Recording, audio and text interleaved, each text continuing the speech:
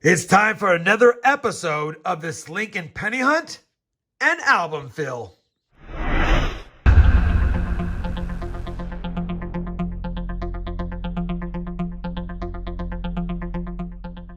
Hey everyone, it's Rob with Rob Finds Treasure, and that's right, I had so much fun doing the first episode that I decided to go ahead and pretty much the next day do a second episode.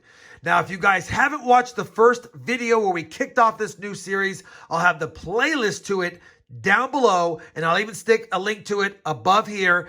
Be sure to check it out before you watch this one so you can see the progress we made after one Connecticut State box in the album. Now, if you are already caught up, you'll remember that we have added already 52 cents to the album. Not a bad start, 22 wheat cents in that first box, including a couple of teens. As another reminder, we did have other copper cents that we could have added to the book, but I decided to hold off for more red examples like you see the ones in the album. I did keep some of the better, almost red examples of some of the copper cents that would actually fill a slot, but we're going to hold out for better ones as of right now. I also want to do a side note. I did not realize that this album did have both small dates and large dates identified for some of the cents where those are a thing. So I accidentally plugged in the 70S into the small date slot yesterday and replugged it into the large date when I was doing the editing.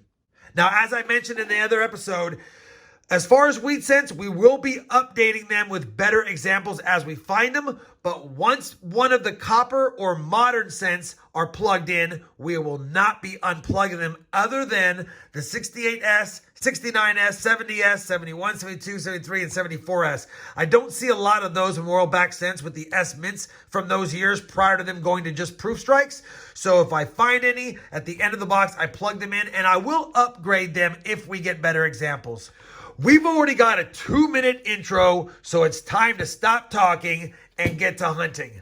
This is the second Connecticut box. You'll recall I'll be doing 6 Connecticut boxes that will kick off the series, and then we'll marry these hunts with other ones as the series progresses. Let's go ahead and pull this forward and get a box opening right now as we speak. See if we got some good. Oh, that one's a good opening. I like when they open like that.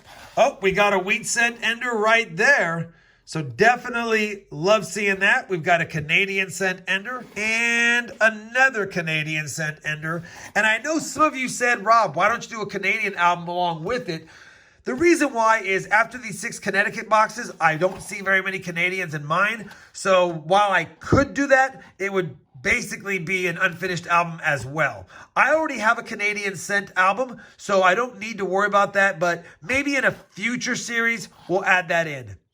In the meantime, we know we have one wheat cent, and that's all that I see for certain, although this one looks a little suspicious. Let's just take a look together. It's a 60-something. All right, let me push that back. Let's get to hunting, and I'll bring you guys in on my first find. It's been a slow start to this second box. We're on roll 10, and we have our first wheat cent found, and it's just going to be a 1944 Philadelphia. We'll add it to the board, first of the board actually, and look for more. Roll 14, wheat cent number 2.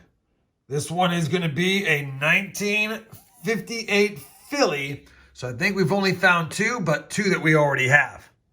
Lots more rolls. Roll 15. Wheat cent number 3.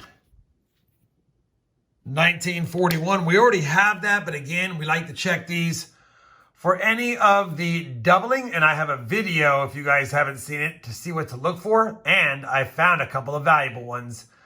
But this is not going to be one of the DDOs, but it's another one for the board, and the oldest find so far. Roll number 16, and we've got another wheat cent, and this one's a 41, but it's a 41S. And I don't think we had an S in the last box, so we will definitely take a 41S, and it's a nice shape for the album. Roll 19, wheat cent number 5. This one is a 1945. Since I have you here, if I find another wheat cent, I'll bring in, or I'll reveal the ender in roll number 20. Roll number 20, the wheat cent ender. a 57 Denver, and I don't remember if we had a 57D, but either way, we have one now. Roll number 24, wheat cent number 6, obverse facing. It's a 1956 Philadelphia with some corrosion, but still another find.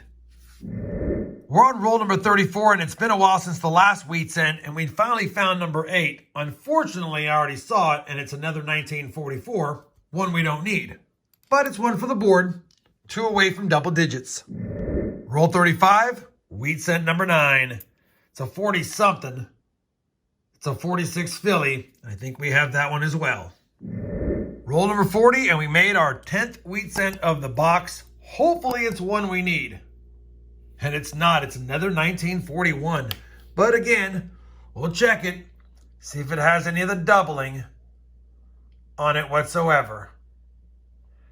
And I don't see any doubling. But again, double-digit wheat cents is never a bad thing. Roll number 46, and we're going to have wheat cent number 11. And I can't recall if we had a 42 Philly or not. I don't think we did. So we might have another one for the album. But 11 for the board. Hopefully we can get 1 or 2 more. Roll number 50 will give us a parting gift and give us a dozen wheat cents. It's a 51D. I think I have that one, but we'll know at the wrap up.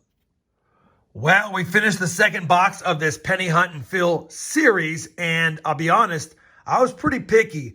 A lot of the 80s and 90s that I need, I just didn't find bright red ones, but we'll double check and make sure. We did get 12 wheat cents. Nothing that old, 3 from 1941, but nothing older than that. I did find a 73S and a 74S that were decent enough, but again, they're not red, but we're going to have to use what we got to use when it comes to S-mints for now. We ended with 14 Canadian cents, 3 from 59, a decent stack of decent red copper cents. I don't know how many of these I will use. I'm going to be picky, like I said, but if any of them are usable, I will. And we actually also got 2 69S's. Of course, none of them the DDO. A lot of copper in the box, a lot of zinc as normal. Let me go ahead and see what, if any, we can add to the album, and I'll bring you back. Well, there you have it. We were able to add 3 wheat cents, but a total of 14 more to the album, now 66 out of 234. I will tell you, I had to plug in the brown S cents, but they'll hold a spot for now.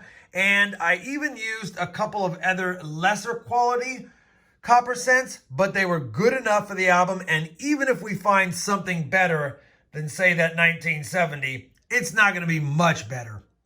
At the end of the day, we're struggling on finding Denver mints, of course, being in the Connecticut area, the Northeast area. But outside of that, we have a pretty good start after 2 boxes. Hopefully, box 3 heats up and gives us some shiny copper cents and a few more wheats for the album.